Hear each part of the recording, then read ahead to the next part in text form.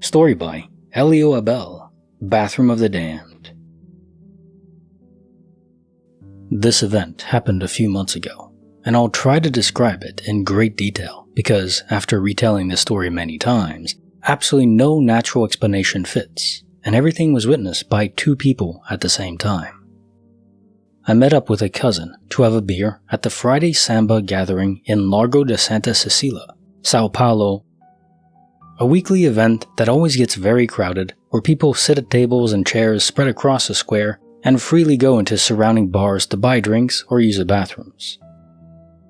We stayed talking from around 8:30 p.m. until 11:30 p.m. We literally drank 2 beers each, shared a plate of chicken bites, and nothing else before deciding to leave. I want to emphasize what we consumed to make it clear that we were not drunk or under the influence of any hallucinogens. Before walking back, we decided to use the restroom, but the bar we were standing in front of was too crowded, so we decided to go into the bar next door. That's when the whole anomaly began. We entered the bar, and it was completely empty. I don't mean not many people. I mean there wasn't even a bartender, no customers, no human being at all. The bar was open and fully lit as normal. There was simply nobody there. We went to the restroom in the back, which only had stalls and sinks. My cousin entered the first stall, and I entered the second. During the first few minutes we were there, I found it strange that my cousin kept knocking against the divider between the stalls, almost as if he were leaning on it, but nothing beyond that. When I came out to wash my hands, there was also a man washing his hands at the sink in front of the first stall. I stood next to him, looked him in the eyes, and he looked me directly in the eyes as well. I had never seen that person in my life. He was an older man, probably around 50 or 60 years old, with a very serious expression, but otherwise just an ordinary person in a public restroom. I looked toward the first stall, where I had just seen my cousin enter, and it was empty. I found it strange that he had already left, but again, nothing was impossible. I just assumed he was waiting for me outside the bar. I saw the strange man finish washing his hands and walk out. I had finished too, and left in the same direction. That's when I noticed he was wearing a green waist bag on his back, identical to my cousin's. The bar was still completely empty. I watched the man walk to the sidewalk and stop, as though he were waiting for someone. I also walked out to the sidewalk and, once again, stopped beside this person I had no idea who he was. Again, we looked directly into each other's eyes with absolutely no sign of recognition from either side. I looked around for my cousin. Since I had left the bar, there were now lots of people on the sidewalk. I walked around a bit, looking for him, but nothing. I thought, that's impossible. He must still be in the restroom. So I went back into the bar to look for him. As I walked toward the restroom, while the bar still remained completely empty, I felt my phone vibrate and saw it was my cousin calling me. Obviously, I answered immediately and asked where he was. Literally, while he was responding, I turned to look once again toward the sidewalk, and exactly where the strange man had been standing 1 second earlier, there was my cousin, standing in the same position, wearing the same green waist bag. We looked at each other and instantly recognized one another, so I walked back outside the bar. The moment we met, we almost simultaneously asked, "What the hell just happened?" That's when he told me his version of the events we had just experienced. His version was very similar to mine, but with some extremely important differences. He said he had not been banging on the stall divider at all. Quite the opposite. He had gone into the restroom, finished quickly, and had been waiting outside the bathroom, but still inside the empty bar, for me, for more than 10 minutes. He also saw a strange man washing his hands next to him. However, according to him, the man wasn't just older. His face was deformed, and in his words, he had an incredibly heavy energy, as though he wanted to hurt someone. He saw this strange man follow him out of the restroom and recognized parts of the clothing as being what I was wearing. Just like I had only recognized the green waist bag, he recognized my black t-shirt. When he saw the deformed man walk back into the bar, he decided to call me. According to him, he then witnessed almost a metamorphosis. As the man turned around, he saw changes in posture, shape, and face. And by the time the figure fully turned around, it was me standing there. After that, we simply met up and walked toward his house, where I would call an Uber. Everything was completely normal, as if nothing had happened. My cousin and I are both very skeptical people. He told me he spent days afterward feeling genuinely terrified, and I still have no reasonable explanation for what happened. So this story, in so many ways, is implying that the strange man that you were both seeing was each other, from a different timeline perhaps, a future version, incarnation of who you were and your cousin was, wearing the same getup. It's almost like a superimposition of a future possibility, but imposed only for your perception on the other. Very odd glitch, I have to say. I don't really know where it would fit in my general cognition in terms of glitches. We have different multiverse options, that's for sure, but if you mix in different timelines too, and then only in the sight of it, my question is, what would other people see? When he walked outside and people were passing by, what did they see of this person? I mean, which version of him did they see? Or did they simply see you and your cousin? But you were occupying similar spaces too. Something about it is very trippy. It's one of those stories where, when you think about it, the implications of it are so beyond what we're really accustomed to dealing with, even in glitches, because you're occupying the same space, which is impossible via the Pauli exclusion principle. So you're overlapping in areas just there that are not possible. And then you're switching between who is even viewed and their clothing. It's one of those things where I really don't have any concrete theory. All I can say is it's damn weird. And then ask the question of, what is it for? Because something like this I don't think is random. There'd be no reason for it to be random. What about the bar too? Why was that empty during the middle of the day? It wasn't closed or locked. No one else went in there? Maybe the locals know that it's a bar of the damned indeed. Welcome, I'm Paul, this is Dave. Today I have 9 Glitch in the Matrix and paranormal stories for you. My favorite one involves a deer, or does it? Like the video if you feel so inclined, and let's get to it. Story by Rain Maybe, The Dipstick of Destiny. I've been telling this story to friends, family, anyone that will listen since it happened a year and a half ago, but nobody has ever offered a good explanation. I met my best friend on Twitter, as we were in the same fandom for a YouTube group. After FaceTiming every day for 6 months, I flew to Canada to stay with her for a week. We had just gone out to lunch, and were both pretty tired. We decided to just go back to her house and take a nap. I was kinda bummed out about it because I didn't want to waste any of the time I had left with her, but I didn't say anything. Here's where it gets actually stupid. On the drive back, one of the YouTubers from our fandom posts a photo dump on Instagram. I'm scrolling through while she's driving, and I spot a shirtless selfie. As 2 dramatic fangirls do, I start screaming at the top of my lungs. My friend wanted to see the pic, but I told her she'd crash a car if I showed her while driving. So she pulled into the nearest parking lot, where we proceeded to actually tweak out and lose our minds over it for 2 straight hours. I wish that was an exaggeration.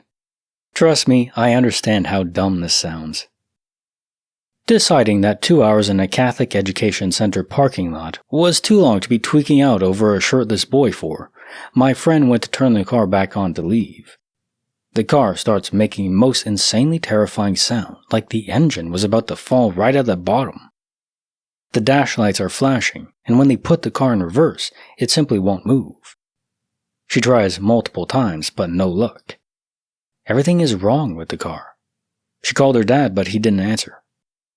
So I decided to FaceTime my mom, as she is super knowledgeable about cars. She told me it sounded like the car was low on oil. On FaceTime, she walked me through how to check the oil, and we discovered that the dipstick was bone dry. Not a single drop of oil in the car. Touching it with our fingers and everything, absolutely none. My friend is confused because her dad literally just changed her oil that previous weekend. My mom said it's possible that he didn't secure it well and it leaked out or something. My friend calls her dad again, and this time he answers. He's at work, and he says he will leave to come find us and bring supplies to put more oil in the car. He's confused though, because if the car were to leak oil, it would be all over the driveway, right? Between him being stuck in traffic and having to finish up some stuff at work, it takes him over 2 hours to come find us in this parking lot. In the meantime, my friend and I are having the most fun either of us have ever had in our lives. We were slap happy for some reason. Neither of us even slightly tired anymore. It was like a 3 a.m. sleepover, and every little thing was the funniest thing we've ever heard. Finally, her dad arrives. He gets in the driver's seat and turns on the car. It comes on perfectly. No noise, no flashing lights. We put it in reverse with no problem. The car is fine. He gets out and lifts the hood, checking the dipstick. The car has oil. The perfect amount. Nothing is wrong with the car. My friend and I are losing our ever-loving minds. It makes no sense. The car had no oil. I would think that it was just us being stupid and not knowing how to check oil if it wasn't for my mom on FaceTime who witnessed that it was completely and utterly dry. That car did not have any oil, and now it did. Her dad thought we were idiots. We got in the car and drove back home with no issues. But we did see upwards of 10 different angel numbers on various billboards, license plates, bus stop signs, etc. throughout the drive. We got back to her house and proceeded to have the greatest night of our lives. Still to this day, it's the most fun I've ever had. We both laughed so hard that day that we lost our voices. I don't know why we were stuck in a parking lot for 4+ hours that day, but I think maybe we were being protected from something that would have happened if we never pulled over. I don't know. I can't explain it. Nobody can. There was no oil in that car.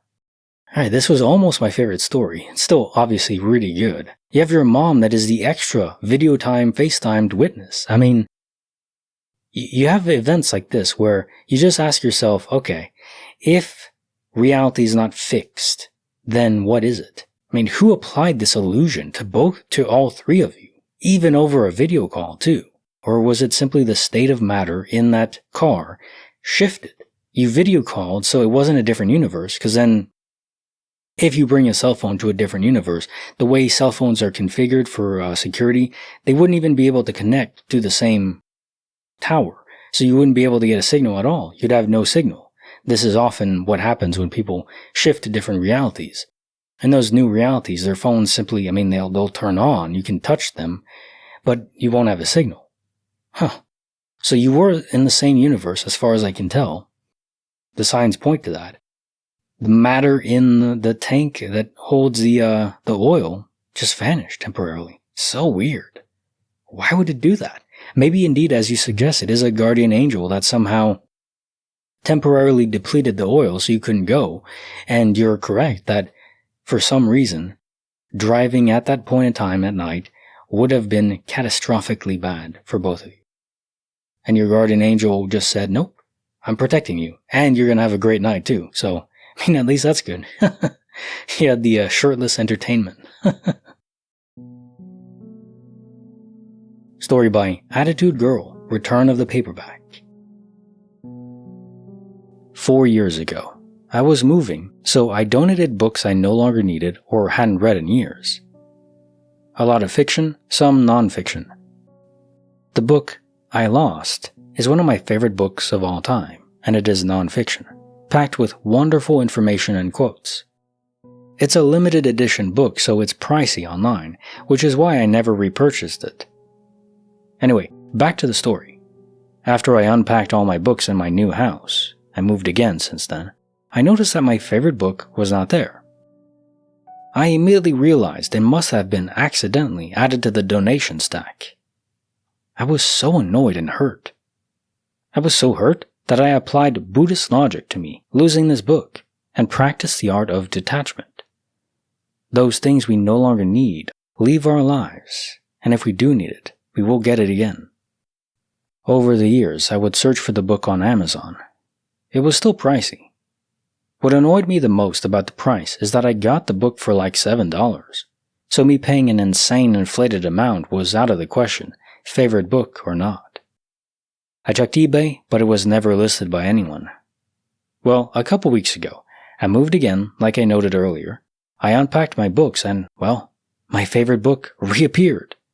There's no way I overlooked it because my book collection had gotten smaller, and I would have definitely noticed it years ago, and not only not put it on the shelf, but put it on my book table. My brain is trying to rationalize it and say it's because I thought I lost it and detached, but I looked at all my books before detaching. There is no way I missed it. Cognitive dissonance or a true glitch in the matrix. All I know is my story, and that I'm happy I got my favorite book back. Story by Accomplished Will 226. Grief rendered early.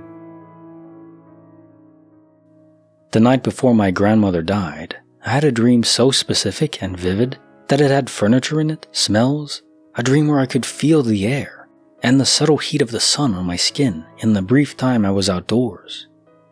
God, it was another life to me for a few hours. No dream even close to it has ever happened to me again. It was not vague dread, not a nightmare settling where the walls breathe or your teeth come loose, or your hair strangles you alive, or Bugs Bunny has a chainsaw. I've had some weird nightmares, I guess. This was in their living room. The brown couch. The lamp with the cream shade that always sat slightly crooked no matter how many times I adjusted it.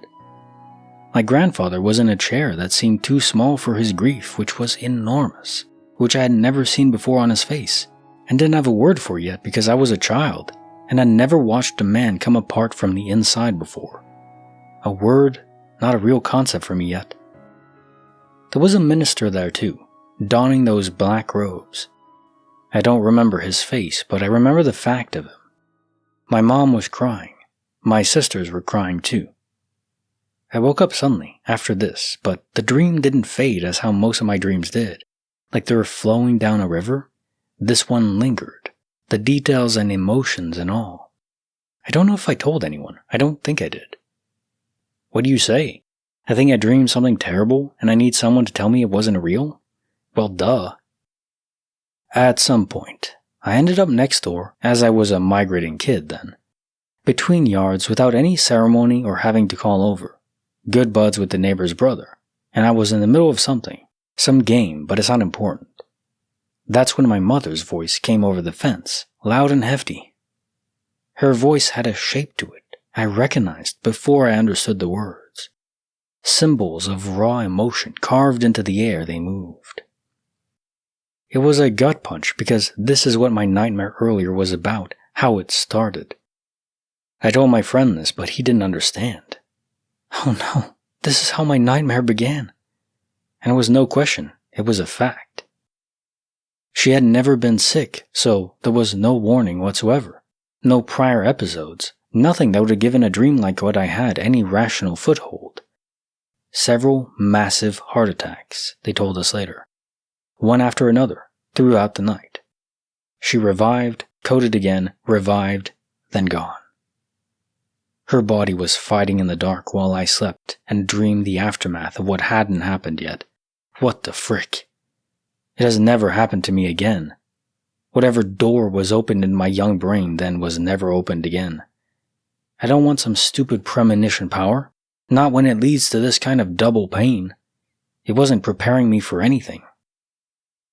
Maybe it wasn't my ability. Maybe it was my grandma reaching out to me.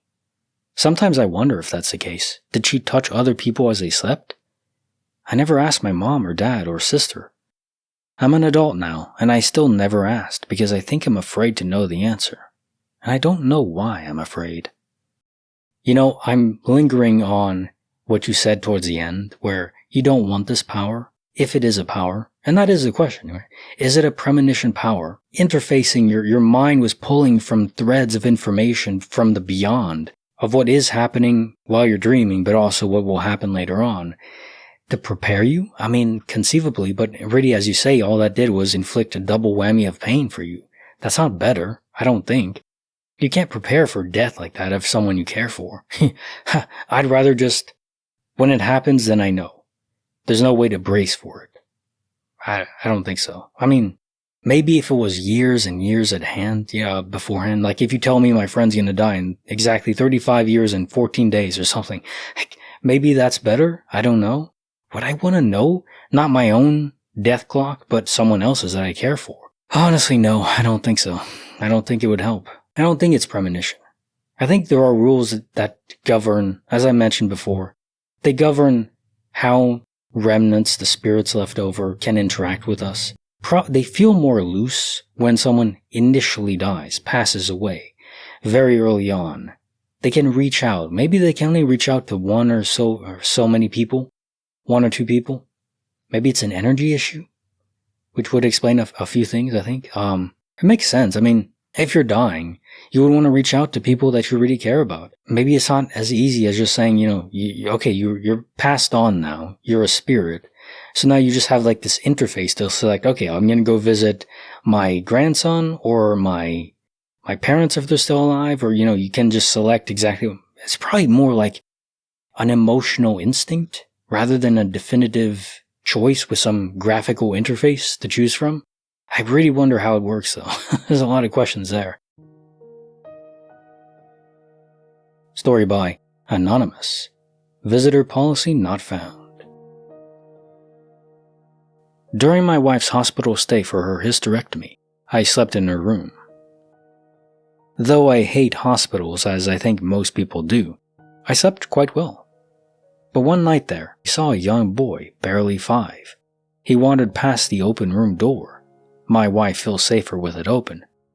This little boy stopped at the edge of the frame, a few seconds passed, and he moved on.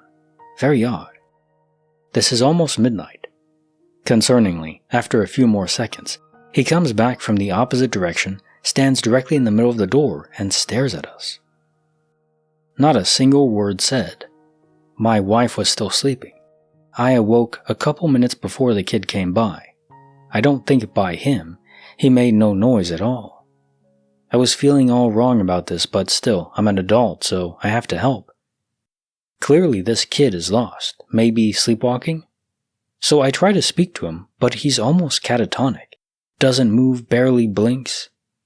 I walk to the door and squeeze past him, trying not to wake him because that's where my head is at. Don't wake sleepwalking people. It's bad for them, is what I heard. There's a central area with a receptionist or clerical lady not far from our room, just around the corner. So I walk there briskly. The kid is still staring into our room, purely at my sleeping wife now. I round the corner, see the lady at the desk, and she's one step short from sleepwalking herself. I speak to her and try to tell her about the kid, but she interrupts me saying there aren't any children or young boys on this floor. Maybe he's from a different floor and wandered down the steps? She can't reveal patient info, so I just ask her to come with me. We round the corner, and of course, the boy is gone now. I softly sprint to our room, not really fearing for my wife or anything, but still, a strange kid unaccounted for, who knows? He's not in our room, and now the lady doesn't really believe me, but it's protocol to report any kind of missing kid. She returns to her desk and does that, and as far as I know, no missing kids were found. I doubt they'd tell me though, but still, it felt mystical, for lack of a better word, an experience I wish my wife was awake to bear with me. She did go through with the procedure without a hitch, and we were back home soon after. So the boy wasn't an omen or reaper or anything like that. Story by OK Koala 655. Amazon Prime Directive. About 7 years ago, I moved into a brand new flat, but rented with another person. We had a Juliet balcony, which is not a balcony at all, but a large roof to floor-style glass door that open inwards and you have a rail covering. I was young and partied a lot at the time, but was also a bit skint, and I always thought about the fact I would love a blackout curtain for these Juliet doors from my more delicate days. I never mentioned this to anyone. One day, my mom received a parcel at her address which was addressed to me, and it's the same blackout curtains that fit my doors exactly, and the color matched with the aesthetics of the room. A, I didn't tell anyone about wanting these style curtains. B, no one knows my mom's address. C, I sometimes wonder, did my mom order them, but she only visited my flat once, briefly, and I've never measured the length, and she wouldn't have had time to, and she swears blind she didn't. And to be honest, why would she lie? She treats me a lot, and would just say it's on her. And D, I definitely didn't order them and forget, as I wouldn't have had the money to, and I would have ordered them to the flat itself. The person I lived with wouldn't have ordered them, as he was a typical man and didn't really care about aesthetics or decorating, and we didn't own a measuring tape either. I remember at the time saying maybe it's future me sending them to pass me, but I've always wondered, while slightly dull subject matter, what the hell happened? Okay, not much to say on this story. I just wanted to say that it's funny that you say this isn't really that interesting, which is just... all of these stories to me are so fascinating. I literally can read them forever for my whole life. It's just crazy. Life is so cool and interesting, even in these small glitches. Story by Paul Robert Blaze. A real hit and a real miss. I keep telling people this and they don't believe me, or they try to be polite and feign interest and acknowledgement. But I was there. I felt the impact. Not a crunch, more like hitting a sandbag dropped from a roof. A dense, full-body thud that came up through the steering wheel and into my palms. Full vibration that rattled my bones. And then the deer was just gone. Over the hood, into the dark. I didn't stop. I don't know why I didn't stop. I think I was afraid of what I'd find on the shoulder. I'm a softie at heart. Even killing spiders feels wrong. And don't get me started on mousetraps. Anyway, this was on Route 54, maybe 11 at night. She came from the left, or he. I always say her, I don't know why. Brown, mid-sized, moving fast in a mechanical deer way, with legs like they're being puppeted. And then the windshield filled up with her, and I didn't brake. I couldn't brake. There wasn't time for anything like that. By the time my brain even realized she was there, boom and thud. I finally pulled over about a half-mile up. I got out and walked around the car with my phone flashlight, crouching at the bumper, running my hand along the hood. This is the glitch. Nothing, not a dent, not a hair, not a smear or anything, not a droplet of blood. The car looked like it did in the driveway that morning, which made the whole thing feel like something I'd constructed in my mind? A false memory forming in real time? I stood there on the gravel for a while, by the side of the highway. Trucks went by, the gentle breeze bending the stalks of grass down below beyond the guardrail. Life was still normal, and disregarding me and my total insane memory that definitely happened, but my car says didn't? The hell? I got back in and drove home and didn't tell my wife until the next morning. And when I told her, she looked at me with so many emotions in one face. Confusion, there was concern, a bit of terror, thinking I'd gone mad, after she also examined the front of the car. Yeah, I don't blame her. I don't know if I believe myself, and that's real horror. Okay, this is my favorite story. There are so many implications that arise from this, where it could be quantum immortality, which isn't, we haven't really delved into quantum immortality definitively for a while. I just think that it's so fascinating how you could indeed be in a different reality just because of a deer. I mean, deer impacts, they're no joke. People should be very careful when they drive at night. If you're on a motorcycle or in a car, the impact, deer weigh quite a bit, and it's almost like hitting a brick wall, even though there's some movement, and yeah, if you're going fast enough, man, not good for the deer, not good for you. The, explosiveness of the airbag deployed could knock you out, cause concussions, could cause death. Yeah, it could be quantum immortality. Or, to what extent are our brains able to render a different reality? In real time, the extent is quite crazy.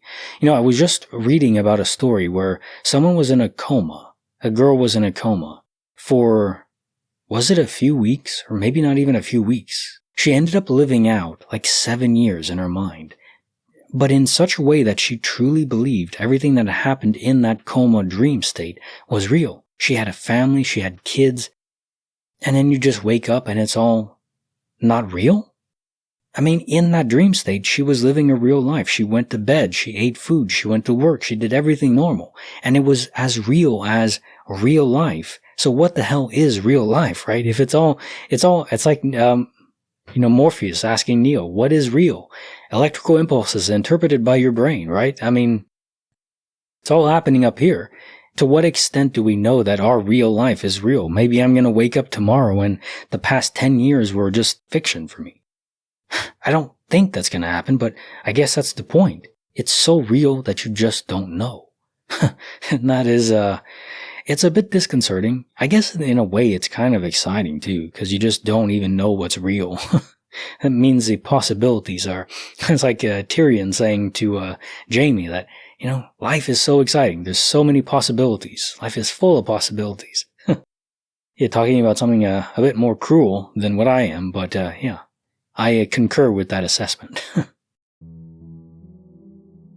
Story by Sugar Vivid, Cigarettes with Ancient Evil. It was 4 years ago in the central region of Transylvania in Romania. Me and my girlfriend, now wife, used to chill on summer nights just outside the town next to a forest. The place had a really nice view. Mountains and summer houses look really nice in summer. Anyway, the place is not necessarily isolated, but you have to cross a forest by car to get there. And let's say you see a car driving by every 5 minutes or so. Anyway, I've been there hundreds of times, nothing special, until this evening, which seemed really normal at first. We were smoking cigarettes, watching the view, just recovering after work. Suddenly, this really strange vibe came around, something very primal, hard to describe. It's like out of nowhere, something around me woke up, and you kind of felt part of it, and kind of had a hint of what it is, and you knew it's goddamn bad. Thing is, we're both quite skeptical, and my wife religious, so we don't really think much of the paranormal subject. But when this happened, we both knew instantly it was time to go, without talking to each other. It was a feeling mixed with a sound the forest and the wind made at the same time. Very hard to describe. It's like the whole world changed for a second and something opened. Anyway, things didn't finish here. I started driving like it was a race of my life, but somehow we passed something that looked like some sort of black animal, maybe a cat or something, but unclear. That thing started running after the car and could keep up somehow with the car until it eventually hit one of the wheels as I heard and felt the impact, which made the whole situation even more crazy. We just drove straight home and never spoke about it, until months later. Anyway, it left me feeling like disgust and fear, and I want to forget about it or wish it never happened. Story by Same Celebration 648. Walked Out of Time. Okay, so this just happened last week, but I'm still so freaked out by it. I was getting ready in my bathroom to go out that night and realized I left my makeup in my mom's room. So I went to get my makeup out of her room, and when I opened the door, my dog ran past me out of the door, scratching his paws and barking as he went downstairs. I thought it was odd that my dog was trapped in my mom's room because that situation that I just described happens very often, but with my cat. She's never kept my dog in her room because he hates being separated from us, and constantly barks and makes noise if he ever gets left somewhere. So my first thought was that my mom was intentionally keeping him in her room for some reason, and I felt bad that I let him out. After I grabbed my makeup, I went right back to the bathroom, and my dad yelled up to me, asking where my mom was. I said I don't know, and he asked me, "Is she taking the dog on a walk?" Since we were all getting ready to leave, and that's typically what happens before we go out. I told him no, she couldn't be, because I just saw our dog run out of her room like 30 seconds ago when I let him out. My mom's bedroom is directly next to the bathroom, so this whole encounter took place in about 30 seconds, maybe a minute. My dad said okay, but was confused where my mom was. About 1 to 2 minutes later, at the most, my mom walked through the front door with our dog. I was so confused and asked my mom where she was. She said she'd been taking our dog out for a walk to the store in our neighborhood and left about 15 minutes ago. I felt so scared and didn't know what to say to my parents because I knew I would sound crazy, telling them that I just saw our dog a minute or two ago when I let him out of her bedroom. I genuinely have no idea what happened, but I haven't stopped thinking about this because I know I did see our dog. I heard the scratches. Now time for the jokes of the day. My wife is furious with me because she found a bunch of hidden letters that revealed I was cheating. Now she refuses to play Scrabble at all. I mean, that's still a great offense. You don't want to cheat in games, come on. My girlfriend is like the square root of minus 100. A solid 10, but also imaginary. What do you call a typo on a tombstone? A grave mistake. I'm developing a game where you have to go back in time to assassinate Adam. It's a first-person shooter. Literally. But you should go after the apple or the snake, or just cut down the tree. You're not supposed to eat the apple, but you can cut the tree down, right? I don't know. Do you know how rare it is for a cow to get hit by lightning? Medium rare. Alright. Glitches up here. If you haven't seen them, check them out, and see you next time.